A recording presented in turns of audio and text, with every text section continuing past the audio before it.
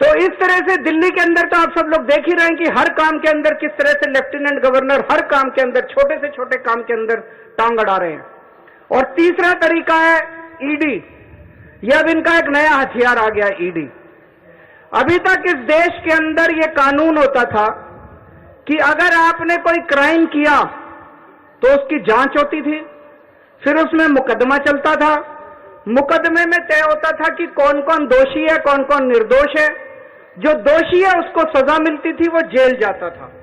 मुकदमे के बाद, मुकदमा खत्म होने के बाद आदमी जेल जाता था जिसको दोषी माना जाता था।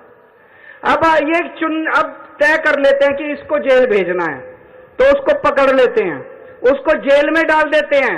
फिर सोचते हैं अब इस पे क्या मुकदमा करें, इस पे क्या केस बनाएं। फिर ये केस बनाते हैं और केस बनाने के बाद फिर वो तब तक जेल में रहता है जब तक कि मुकदमा पूरा ना हो जाए और वो निर्दोष साबित ना हो जाए। हमारे देश के अंदर 15-15 साल लग जाते हैं मुकदमे पूरे होने में। तो 15-15 साल किसी को भी पकड़ के जेल, यह भी पीएमएलए जो कानून लेके आए उसमें ही लिखा है कि जब तक उस आदमी को, किसी को भी पकड़ के जेल में डाल दो और जब तक उस आदमी का मुकदमा पूरा नहीं हो जाता, वो निर्दोष साबित नहीं हो जाता, तब तक वो जेल से बाहर नहीं आएगा।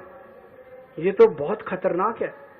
अभी हेमंत सोरेन साहब को इन्होंने जेल में डाल दिया, अभी तक उनके ऊपर कुछ भी साबित नहीं हुआ है, अभी उनके ऊपर मुकदमा नहीं चला है, अभी मुकदमा शुरू भी नहीं हुआ है, अभी जांच चल रही है। लेकिन अगर मुकदमे को 15 साल लगे तो हेमंत सोरेन साहब 15 साल जेल में रहेंगे। और ये तो किसी को भी कर दें, कल मुझे पकड़ के जेल में डाल देंगे, विजयन साहब को पकड़ के जेल में डाल देंगे, स्टेलिन साहब को पकड़ के जेल में डाल देंगे, सीतारमैया साहब को पकड़ के जेल में डाल देंगे, सुखविंदर जी को, किसी भी को भी पकड़ के जेल में डाल देंगे और सरकार गिरा देंगे। हेमंत सोरेन साहब को जेल में डाला, उसके बाद 48 घंटे तक ये लोग तोड़ने की कोशिश करते रहे, जेएमएम को तोड़ देते हैं। ये तो भगवान का भला और जेएमएम वालों का महान है, जेएमएम वाले जो टूटे नहीं इनके सामने। तो ये अब ये किसी भी को भी पकड़ के जेल में डाल देंगे, उसकी सरकार तोड़ देंगे और फिर अपनी सरकार बना लेंगे। ये क्या चल रहा है इस देश के अंदर? कह रहे हैं केजरीवाल भ्रष्ट है। मैं पूछना चाहता हूं, मैंने दिल्ली में बिजली फ्री कर दी दिल्ली के अंदर, मध्य प्रदेश में, गुजरात में, उत्तर प्रदेश में सबसे महंगी बिजली मिल रही है देश में। तो बिजली फ्री करने वाला चोर है कि बिजली महंगी करने वाला चोर है?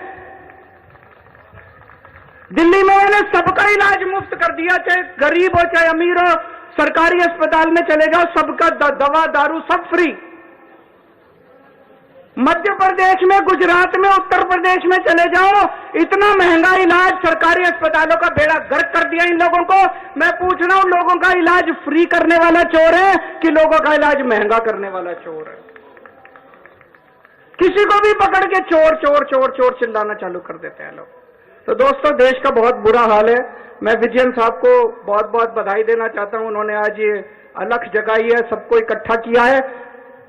ये देश केवल हमारा नहीं है, ये देश 140 करोड़ लोगों का है। और आज मैं बीजेपी वालों को कहना भी चाहता हूं, समय का चक्र घूमता है, समय बड़ा बलवान है, अहंकार मत करो। भगवान ना करे कल समय का चक्र जब घूमेगा और तुम इधर होगे और हम उधर होंगे, कहीं ऐसा ना हो कि यही कानून